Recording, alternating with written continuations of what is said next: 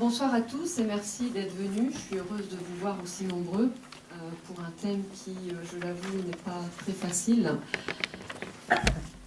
Donc, merci d'avoir répondu à l'invitation d'Amnesty International Luxembourg et de la conférence du jeune barreau du Luxembourg à cette soirée qui est dédiée à la Cour pénale internationale.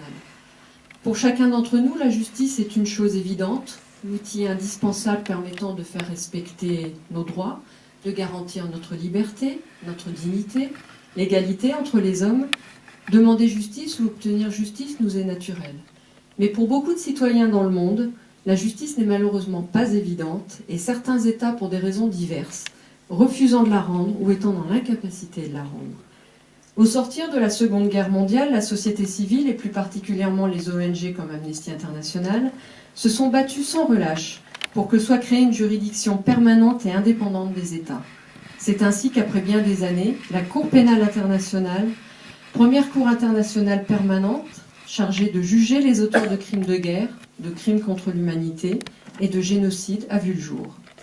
Je ne ferai pas un exposé sur ce qu'est la justice internationale et la Cour pénale internationale. Nos intervenants de ce soir, que vous découvrirez tout à l'heure, Madame Kirsten Merskert-Duchens, coordinatrice régionale pour l'Europe de la Coalition pour la Cour pénale internationale, et Matthew Happel, professeur de droit international à l'Université de Luxembourg, le feront bien mieux que je ne pourrai jamais le faire. Et je les remercie d'être présents ce soir pour nous faire partager leurs connaissances et pour tenter de répondre aux questions délicates et parfois dérangeantes que pose le film. Mais au-delà de ces questions, des problématiques soulevées par le film et certainement le débat qui en suivra, j'aimerais juste dire une chose simple, c'est qu'il ne peut y avoir de droits humains sans justice. Si parfois il est difficile, comme vous le verrez dans le film, de faire la part des choses entre justice et ou paix, une chose est certaine, une paix ne peut être durable que si un pays peut regarder son histoire en face, que si un pays peut rendre justice en arrêtant et condamnant les auteurs de crimes graves, en reconnaissant aux victimes leur statut de victime, leur permettant ainsi de se reconstruire et en leur donnant réparation.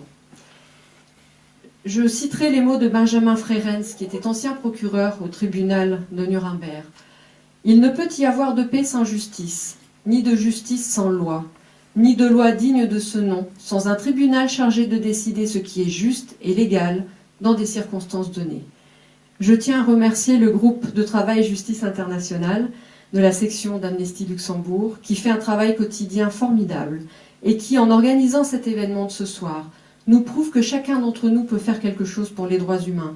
Je ne peux donc que terminer mon petit discours en vous invitant à nous rejoindre ou à nous soutenir pour lutter ensemble au sein d'Amnesty International pour les droits humains.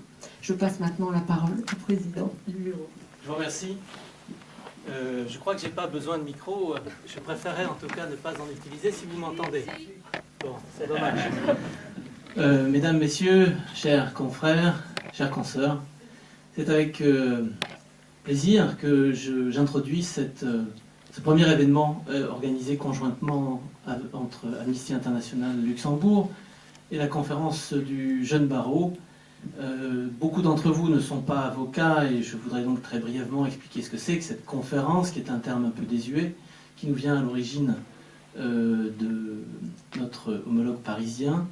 La conférence du jeune barreau de Luxembourg regroupe tous les avocats inscrits à l'ordre qui ont moins de 10 ans d'ancienneté, ce qui signifie donc que le critère d'âge est absolument sans rapport.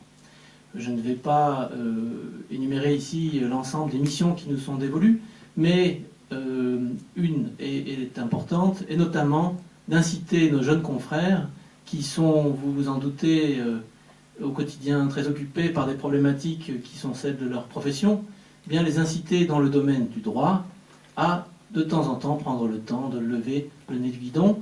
Et c'est précisément dans ce contexte que s'inscrit évidemment cette initiative de ce soir.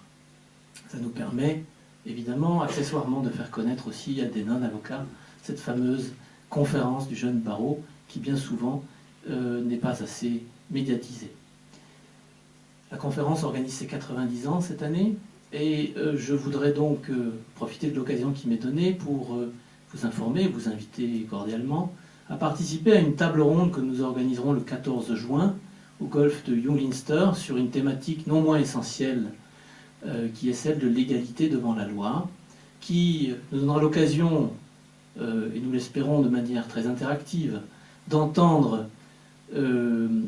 Marc Fischbach, ancien ministre de la Justice, ancien ombudsman et ancien juge à la Cour européenne des droits de l'homme, Georges Ravarani, membre de la Cour constitutionnelle et président de la Cour administrative, ainsi qu'un haut représentant du Conseil de l'Europe, et peut-être encore, si nous y parvenons, un quatrième intervenant de la Cour de justice de l'Union européenne.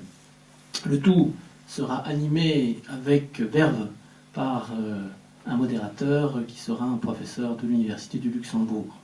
Vous êtes donc chaleureusement invités. Si vous voulez plus de détails par rapport à cet événement, il vous suffit d'aller sur la page d'attente qui présente le programme de ces 90 ans, qui est w3fois.cjbl pour Conférence des jeunes barreaux de Luxembourg.lu. Je ferme la parenthèse.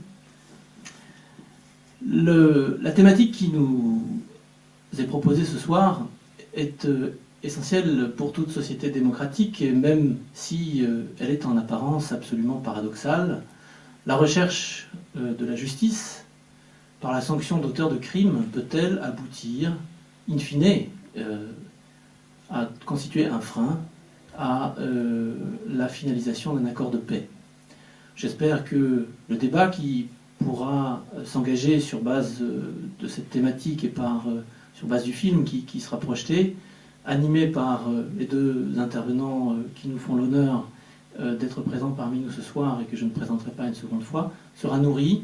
Et je suis bien intéressé de voir si le regard que l'avocat pourra jeter sur cette problématique est différent de celui de quelqu'un qui ne serait pas un professionnel du droit.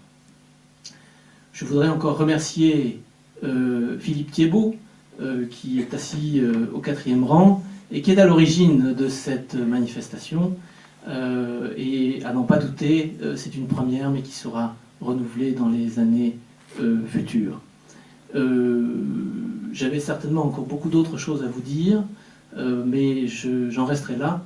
J'ai peut-être, pour éviter de vous embêter encore une fois à la fin, je voudrais encore préciser que l'événement a été organisé avec des moyens financiers relativement limités et que dans ce contexte, une espèce de boîte est à votre disposition pour ceux qui souhaiteraient soutenir ce genre d'initiative. D'avance, je vous remercie et je vous remercie d'être présent.